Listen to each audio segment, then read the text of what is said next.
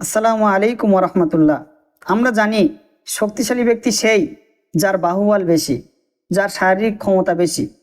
কিন্তু হাদিস শরীফে আল্লাহ রসুল সাল্লাহ আলাইসাল্লাম শক্তিশালী ব্যক্তি কাকে বলেছেন জানেন? আল্লাহ রসুল হাদিস শরীফে বলেছেন, লাইসা শাদীদু বিসরাতি ইন্নামা শাদীদুল্লাযী ইয়ামলিকু নাফসাহু ইনদাল গাদাব। অর্থাৎ প্রকৃতপক্ষে শক্তিশালী ব্যক্তি সেই নয় যার বাহুবল বেশি, যার বাহুবলে অন্যকে পরাস্ত করে, সেই ব্যক্তি প্রকৃতপক্ষে শক্তিশালী নয়।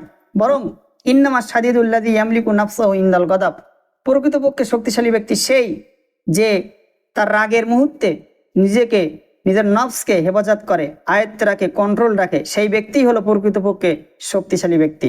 সুতরাং আজকের যুগে এসে আমরা দেখি যে একজন মানুষ আর একজন মানুষের প্রতি রেগে আগুন হয়ে যায়, তার বিরুদ্ধে প্রতিশোধ নিতে চায় সামান্য কথাতেই, সামান্য কমেন্টে বা সামান্য তার বিরুদ্ধে ভিডিওই।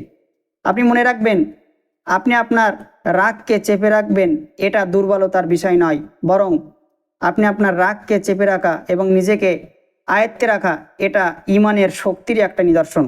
যখন আপনি আপনার রাগ চেপে রেখে নিজেকে আয়ত্তে রাখবেন, তখনই আল্লাহ তাআলা তার রহমতের চাদরে আপনাকে ঢেকে নেবেন এবং কিয়ামতের দিনকে আপনার মুখ উজ্জ্বল করবেন ইনশাআল্লাহ।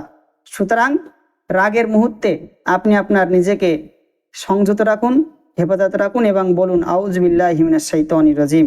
আল্লাহ তাআলা আমাদের সকলের তৌফিক দান করুক। আসসালামু আলাইকুম রহমতুল্লাহ।